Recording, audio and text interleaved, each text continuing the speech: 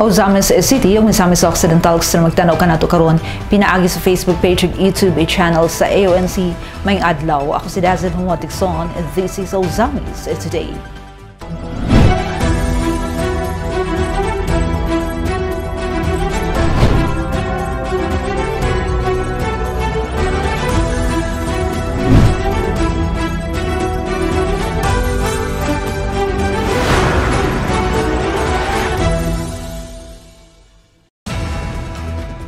Sa ito ang mga headlines.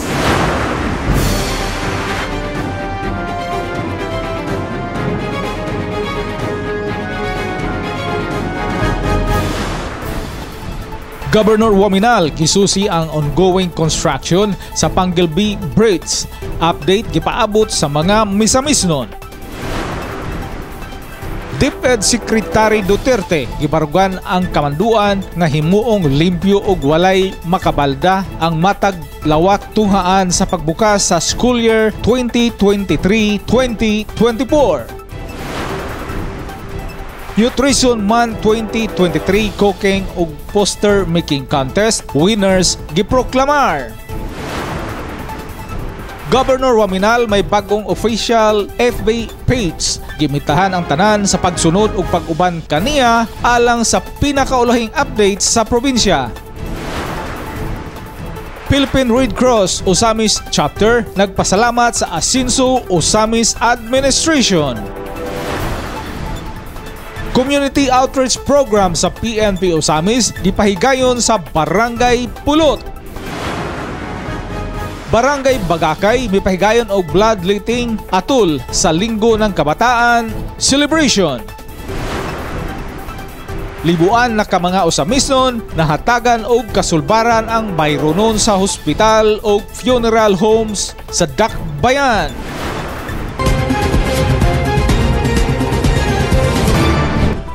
Ug karon ang detalye sa Ozamis Today. Governor Waminal gisusi ang ongoing construction sa Panggilby Bridge. Update gipaabot sa mga misamisnon. Aniyang report.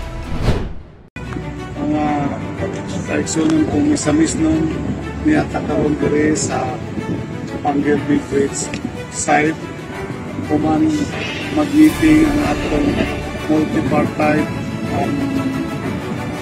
monitoring team. Mipahigayon og ocular inspection si Misamis Occidental Governor Henry S. Waminal Sr. Agosto 22 sa ongoing construction sa Panggilby Bridge aron personal nga ma-check ug masuta ang kasamtangan nga status ug kalambuan sa pagpanukod niini. Gipahigayon ang ocular inspection human makigtagbo si Governor Waminal uban sa multi-partite monitoring team aron matuki ang mga concerns, particular ang environmental compliance sa maong konstruksyon. Excited ang katawhang misamisnon ug gikahin naman gayud ang completion ug pagbukas unya ngadto sa publiko sa Panggilby Bridge nga magpakunhod sa travel time gikan 2.5 oras nga land travel gikan Tangub City sa Misamis Occidental padulong sa tubod Llano del Norte ngadto sa 7 ka minutos na lamang. Atong nahibaw-an na it's certain na ang approach bridge human not later than karong December 2023, and then ang main bridge kanang naa sa tunga mahuman karong April 2024, and including all the punch list hopefully mahuman matunover ang proyekto karong June 2024. Ang pagkumpleto sa Panggilby Bridge sa Hunyo 2024 gidahom gayud nga magdala og daghang benepisyo sa mga negosyo sa atong lokalidad ug sa publiko sa kinatibuk-an. Dili lamang alang sa Misamis Occidental apan sa tibok Northern Mindanao nga gitan-aw nga usa ka talagsaon nga kalampusan alang sa mga misamisnon ug sa tibok isla sa Mindanao. Ingon nga importanteng ganghaan nga magbukas ug magkonekta sa Misamis Occidental sa tibok isla ang completion sa Panggilby Bridge magpaasenso gayud sa ekonomiya ug magpalig-on sa infrastruktura sa probinsya ug alang sa paspas nga pagbiyahe sa mga produkto ug mga serbisyo. Gibutyag usab ni Governor Henry sa update nga gihatag niini sa publiko nga gawa sa importanteng papel niini sa ekonomiya ilabi na dinhi sa probinsya. Ang Panguil Bay Bridge magdala usab sa libuan ka mga turista sa atong lugar tungod sa disenyo ug mga adorno niini nga gitan-aw nga mahimong usa sa pinakanindot nga tulay dili lamang sa nasud apan sa international nga isena usab. Ang ato ang Panguil Bay Bridge murag usa gyud nga mahimong usa ka tourist attraction kay pabutangan og limestone sa aesthetic lighting sa cable bridge, no? So I think usa ni sa pinaka gwapo nga bridge dili lang diri sa Pilipinas but in Asia. Ug sa tanan, ilabi na sa mga misamis noon nga excited na kaayo nga mahuman ug mabuksan na sa publiko ang Panguil Bay Bridge. Kini ang mensahe ni Governor Henry S. Waminal Sr. So, gamay na lang mga kaigsunan. Kunting tulog na lang, Panguil Bay Bridge na ma-operational na. No? Atong pasalamatan ang efforts nga gi-exert sa atong DPWH Project Management Office under ni Secretary Bunuan o kang Yusik Sadain for the efforts that we have exerted na mapadali yun, mahuman ang maong bridge, and of course the contractor Inki Nanwa from South Korea together with the project consultant o kang ato ang DPWH local engineering office. DepEd Secretary Duterte gibarugan ang kamanduan nga himong limpyo ug walay makabalda ang matag lawak itunghaan sa pagbukas sa school year 2023-2024. Gitutukan ni Bernal Tixon ang maong balita anyang report. Mismo si School Principal Mr. Eugene Bukog ang mitabang sa iyang mga maestra sa pagbaklas sa mga dekorasyon o mga visual learning materials sulod sa usa ka classroom sa Osamis City Central School ug nangunay usab mismo ang class advisor sa Osamis City School of Arts and Trades kun uksat na si Miss Cindy Hubahib sa pagtangtang sa mga visual learning tools, posters ug uban pa para sundon ang DepEd Order 21 Series of 2023 nga gi-issue ni Vice President and Department of Education Secretary Sara Duterte Carpio nga nagmando sa tanang higher officials sa DepEd, regional directors, schools, division superintendents ug mga school heads sa public, elementary and secondary schools nga baklason kayod ang tanang unnecessary distractions sulod ug gawas sa matag classroom sa tibuok palibot sa eskwelahan adisir sa pagbukas sa school year 2023-2024. Kung makita ninyo kani sana ni siya sa kanang preparasyon nga nagsubay sa tong DepEd Order number 21 nga pagawa sa atong Vice President Sara Duterte ang atong DepEd Secretary. Okay na naginahinay namin baklas. Nakuan jud mi na anugunan pero napasalamat gihapon mi kay at least nga nindot na classroom kanang limpyo tan-awon dili bitaw nga daghan kay gipampilit. Samtang bisan kun gianugnan usab sa pagtangtang sa mga learning materials si Miss April Leberin C. Halalon, Misamis Annex Integrated School Grade 8 Class Advisor, yang gituman ang wisdom sa DepEd Central Office. Well, para sa amuag yun, sir, sa mga teachers, kanang in behalf lang po sa ubang teachers na elementary nga amuang mga kauban, anugon gyud po, sir, kanang nag-effort ba og kanang huna-huna og idea nga mapanindot ang classroom kay para kanang conducive for learning dayon na ay mga visuals nga makita ang mga bata kay namang gid po tay mga visual learners.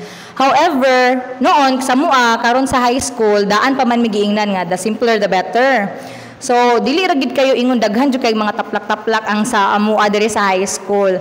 Pero if you notice, sir, ang amo ra gid po mga gipang papilit kato ra gid po mga essentials. Kaning para tang makabayan, lupang hinirang kay para dili gid na malimtan sa mga bata kay para kuan ba na patriotism. So muna makita sa mga bata all the time. Kaning mga quotes, mga guide lang man siya sa mga bata, no, nasa lang mabasa-basa. Pero kay tangtangon man siya, so wala po may mahimo. Musunod gyud ta sa mandate. Kay basin po, it's for the betterment po sa itong mga learners.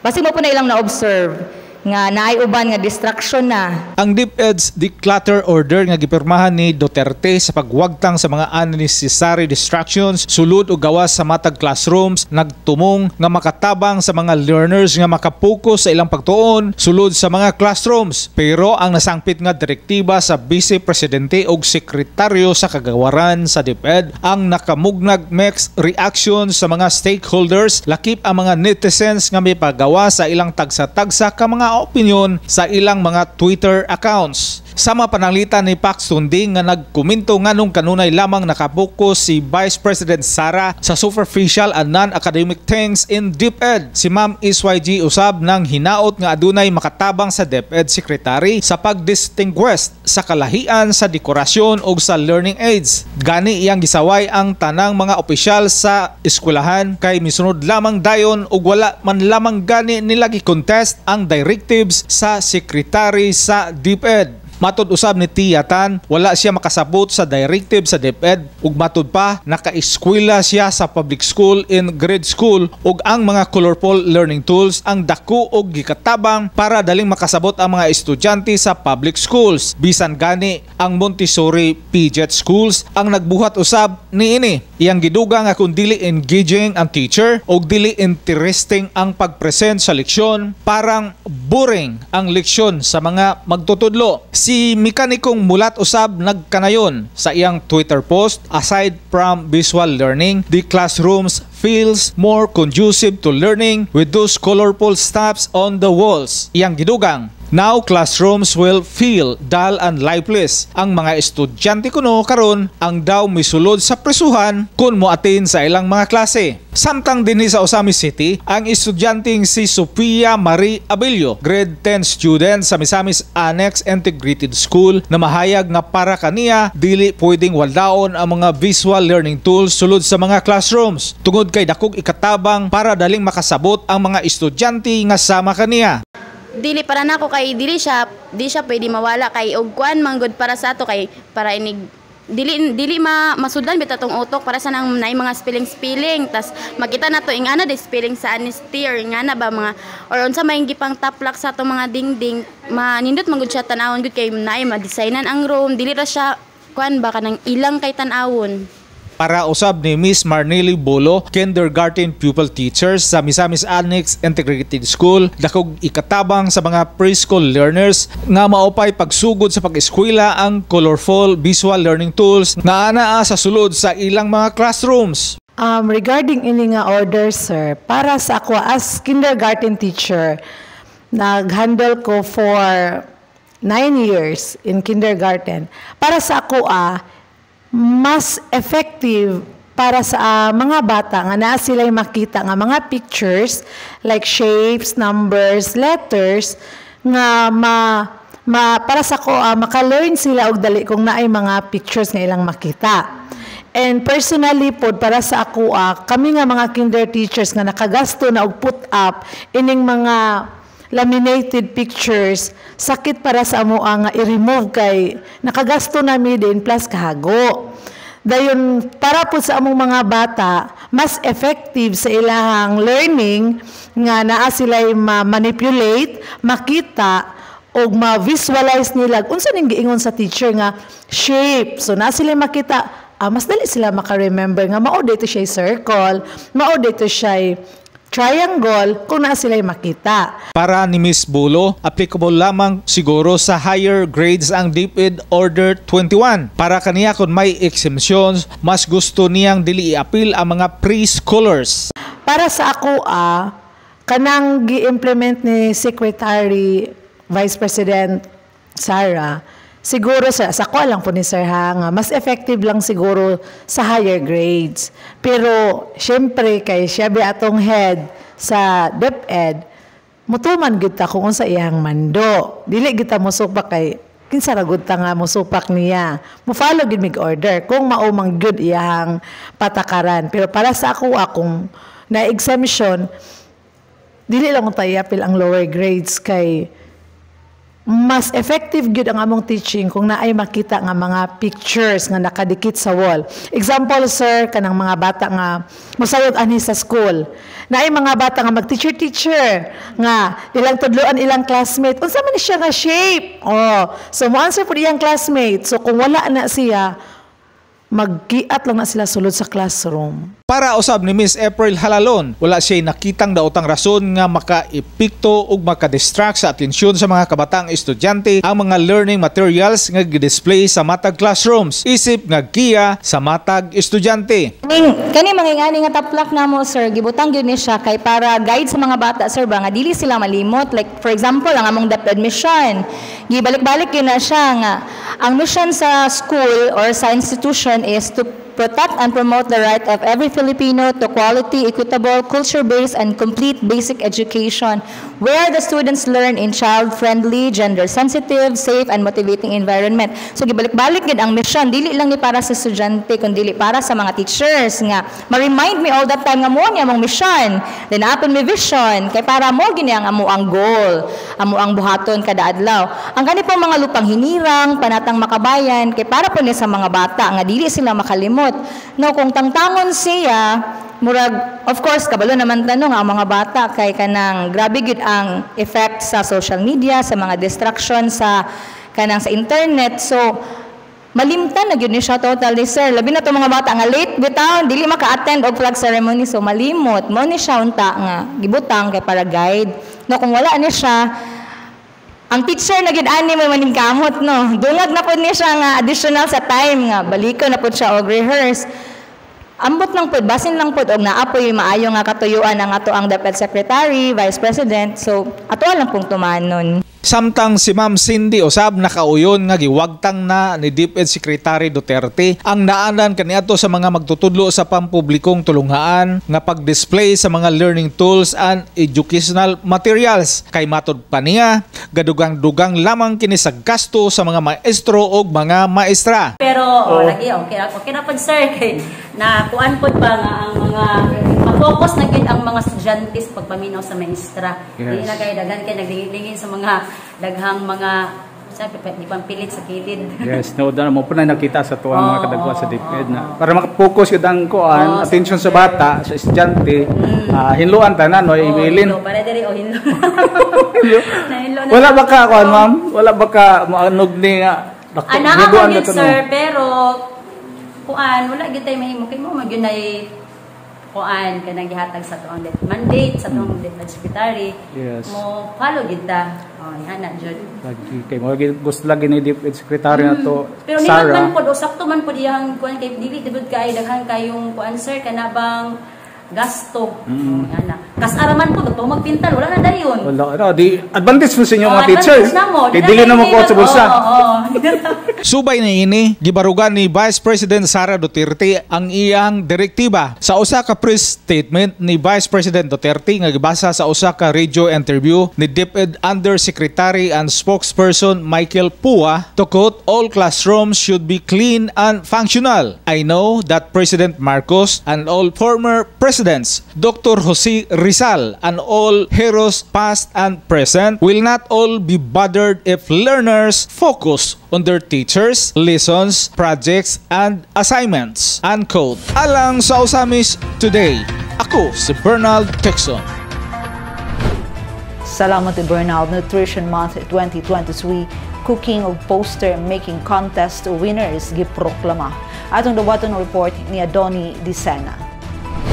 Giproklamar na sa Usamis City Nutrition Office ang mga clustered barangay nga midaog sa gipahigayon nga cooking o poster making contest alayon sa kasaulugan sa Nutrition Month 2023 niadtong Hulyo. Ang proklamasyon sa mga winner gihimo atol sa flag raising ceremony sa City Hall ground niadtong Agosto 22. Pinaagi sa usa sa mga personnel sa City Nutrition Office, Mr. Rodrigo Silada. Una sa poster making contest nga giapilan sa mga miyembro sa Sangguniang Kabataan gikan sa mga clustered barangay. First place nakuha ni JBB Carion, Cluster 2 gikan sa Barangay Banyadero. Second place, Christian J.R. Artiaga, Cluster 8 gikan sa Barangay Katadman, Manabay. Third place si Chandel Janelle H. Mahorinos, Cluster 4, gikan sa Barangay Stemson Aburdo o consolation prize ngadto sa laing unom ka mga partisipante. Samtang sa cooking contest, kini giapilan sa mga membro sa Barangay Nutrition Scholar o Barangay Health Workers nga gi-cluster gihapon ang mga partisipante gikan sa may 51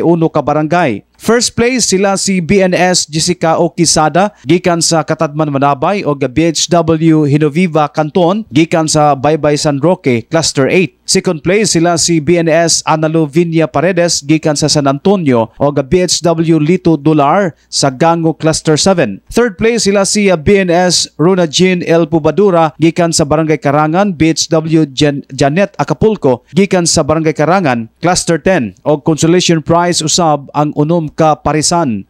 Ang cooking o poster making contest niadtong Hulyo atol sa Nutrition Month 2023 tipikog bahin gihapon sa serye sa aktibidad sa 75th Charter Anniversary sa Osamis City. Alang sa Osamis Today, Adoni Desina reporting.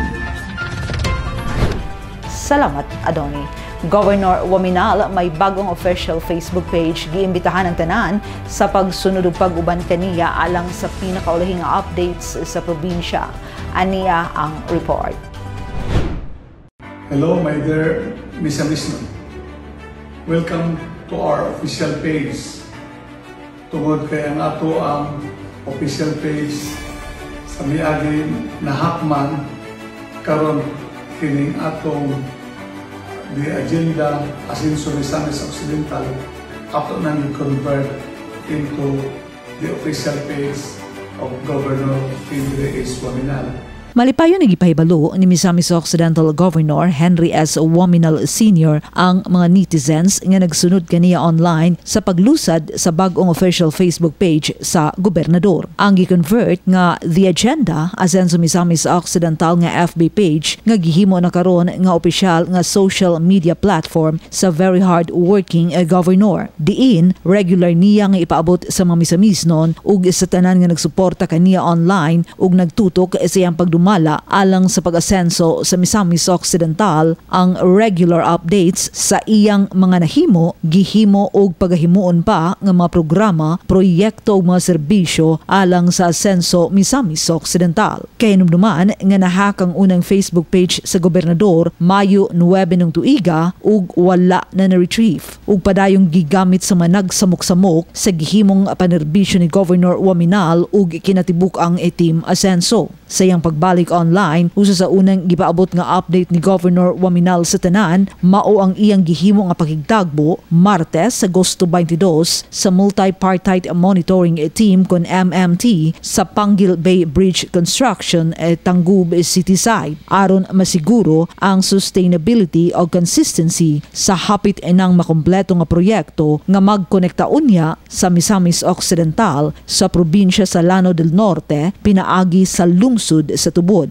Human sa inspeksyon, miadto si Governor Waminal sa People's Gym sa Tangub City aron tambungan ang orientation sa kapin 500 ka mga estudyante nga mga beneficiaries sa One Family, One Professional program. Giimbitahan sa gobernador ang tanan sa pag-follow sa iyang bagong official Facebook page, Governor Henry S. Waminal, alang sa pinakaulahi ug pinakabagong updates sa Misamis Occidental. Together, let us bring our province in the light of advancement where every life thrives. Asenso, Misamis Occidental.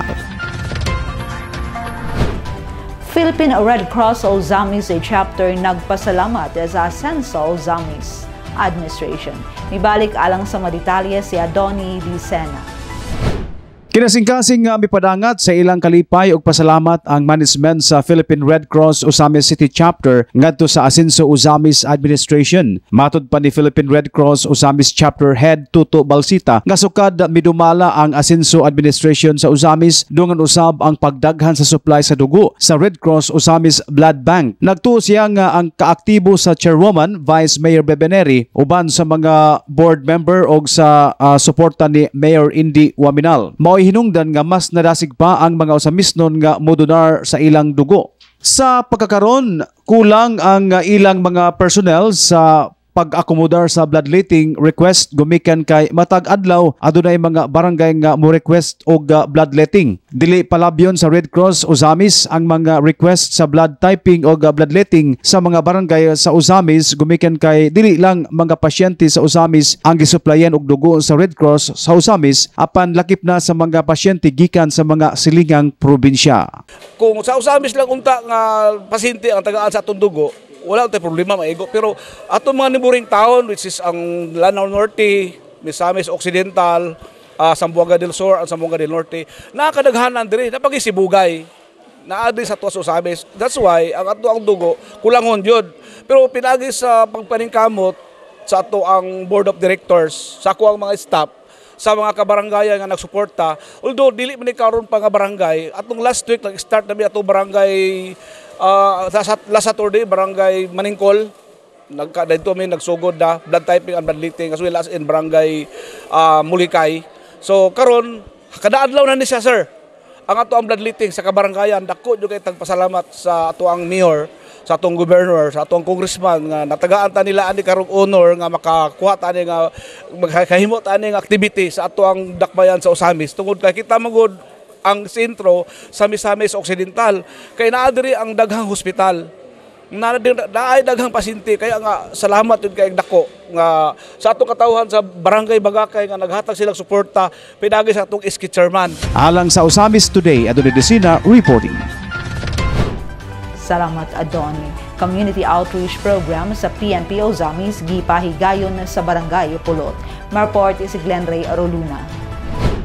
Alayon sa giobserbar galinggo ng kabataan ang mga personahe gikan sa PCR unit sa PNP Uzamis ang mipahigayon sa outreach program sa Barangay Pulot ni Syudad di lamang dugay sa pagigalayon sa sangguniang kabataan sa Pulot ni SK Chairperson Vina Plaza Laranjo ug sa mga barangay officials sa nasampit na barangay. Kini napakita sa pag-iusa pagiglambigit sa komunidad ug dedikasyon sa mga batan ug henerasyon sa dakbayan. Ang PNP Uzamis nag-orkestra sa sunod-sunod nga mga makahuluganon nga mga kalihukan. Sa mao nga kalihukan gipangapod-apod ang mga food packs gadto sa 50 ka mga batanon inubanan usab sa usa ka feeding program di nagkabenepisyo nini ang duolan 50 ka mga kabataan.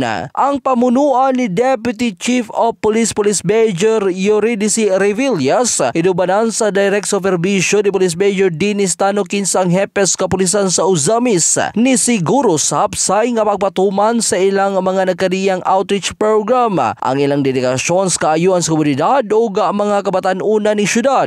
Ang PCR Community Outreach Program timaan isip refleksyon sa padayon na senso Uzamis Administration sa walay hunong nga dedikasyon sa paghatag serbisyo ubos sa liderato ni Mayor Attorney Indy Wominal Jr. Kini nga programa haom sa mga mithi sa pagkamatinagdanon o pag-amuma ilabi na sa mga kabataang Uzamis Nons. Ang hugot nga panag-uban tali sa lokal nga puwersas kapulisan o komunidad nagpakita lamang sa pag-iusap para sa tinguha nga mas luwas ug malambuon nga Uzamis. Alang sa Uzamis Today, kini si Glenn Ray Roluna. Salamat Glenn. Barangay Bagakay mipahigayon ug bloodletting atul sa Linggo ng Kabataan celebration. Ani ang report ni Adoni Desena.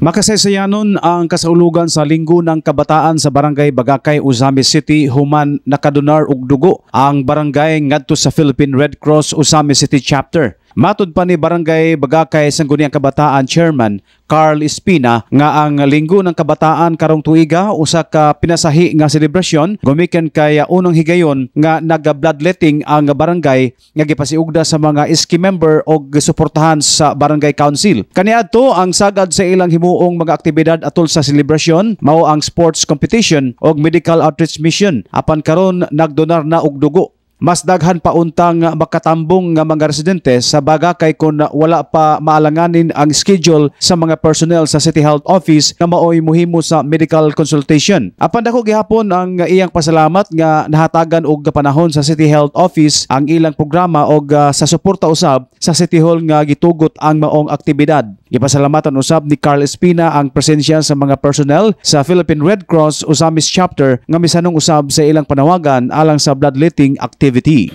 Katawhan nga ning anhe dire labi na katong mga ginikanan pod sa mga bata nga magpa-check up pud sila apil. Amo lang silang gi-inform nga mohatag rami schedule otro sa kining maong medical mission. Og dako pa lamang pasalamat sa Red Cross og sa mga barangay council og sa akong kauban nga SK official sa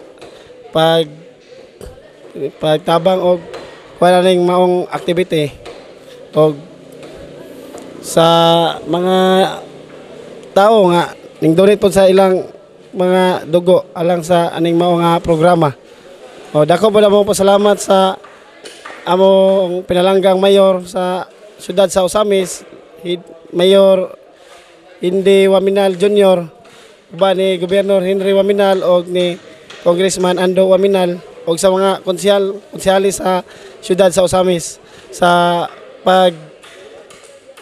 pag-andam ani nga maong kalihukan nga naghatag big permit dito nga na-approve pod hatagan pod mig suporta. Alang sa Osamis Today, Adonai Desina reporting.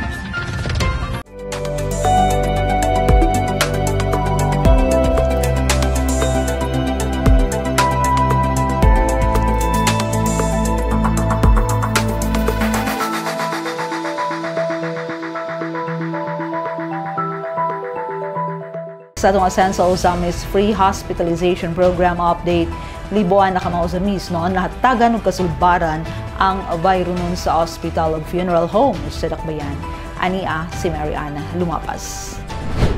Padayon sa pagtagana sa panginahanglan sa mga residente sa Dakbayan sa Osamis ang Asenso Osamis Free Hospitalization Program. Usa sa natabangan niini si Marizel Ortiga, 46 years old, nga nagpuyo sa Purok Utso, Banyadero ning Dakbayan. Gisaysay ni Marizel nga ang iyahang anak nga si Melfior Lorraine Ortiga, 17 years old, na-confine sa Faith Hospital tungod sa pneumonia ug dengue. Ug tungod niini, aduna gayud siya gibati nga kabalaka sa ilang excess bill nga miabot sa kantidad nga 22,442.78 centavos. Mao nga miduol na usab siya sa buhatan sa Asenso Osamis Administration aron sa pagpangayo og tabang financial sa maong hospital bill. Kahinumduman nga ang padayon Asenso Osamis Free Hospitalization Program o burial assistance dugay nang gahatag og kasulbaran sa mga bayronon sa hospital sa libuan ng mga katawhan sa Osamis. Gikan pa sa administrasyon ni former Mayor Congressman Ando Waminal nga gipadayon usab ni incumbent Osamis Mayor Attorney Henry Indy F. Waminal Jr. tungod kay nakita niya kung unsa kalisod ang kahimtang kung adunay ma-admit nga miyembro sa pamilya sa Tambalanan. Pahayag ni Ginang Ortiga nga pipila na kahigayon siya naka-avail sa ang programa. Ni amin na pod nangayo og medical assistance sa Asenso Osamis. Daghan mga sir, limam do kabuok nag pneumonia siya tapos nag dengue, nag UTI tapos taas ang sugar. Dili na first time sir, kadaghan na gud sir. Sa ako ang anak nga tulo, sila gyud tulo nakasulay na ko dayon. Akong papa before to nawala balik-balik tapos naka-avail pod mi og katong sa funeral assistance. Malipayon og papasalamaton kayo siya nga may padayag sa dako niyang pasalamat ni Mayor Indy, Congressman Ando ug sa Team Asenso Osamis Administration ug ni Governor Henry Waminal nga gipalapnag niini nga programa sa Distrito 2 ug sa tibuok probinsya aron ang mga misamisnon magpuyong malinawon, malambuon ug malipayon. Ang sa ospital dako na kay nga tabang gihatag sa Osamis nga Asenso team. Salamat kay sir. Salamat kay sa kang Mayor, kang Mayor Indy, kang Congressman Ando, o kang Governor Henry Waminal. Sa tanan sir, sa tanang team. So mahinaot mi nga dili ni mawala nga kuan kay dako ikatabang namo. Alang sa Osamis Today, ako si Mary Ann Lumapas. Salamat Mary Ann. Ang Osamis Today, hatod kanato ing serbisyo publiko sa Asenso Osamis News Channel ubos sa pagdumala sa LG Osamis, pinaagi ni Mayor Attorney Henry Indy F. Waminal Jr. Alang sa dugang impormasyon. Please like our official Facebook pages kung Ando Waminal at Attorney Indy Waminal ug Ascenso Ozamis News Channel, and please subscribe to the official Ascenso Ozamis YouTube channel. Sa ngalan sa kintibukang AONC team, Yonsho Midalio, Bernal Texon, Adoni Dicena, June Purgatorio, Ares Carpio, Kim Tangaro, Makjul Malinis, Marian Lumapas, Xander Delid ug Glenn Ray Roduna sa Misamis News Network. Ako si Dazil Humuad Texon. Daghang salamat. Padayon Ascenso Ozamis, Ascenso Segundo Distrito, Ascenso Misamis Occidental.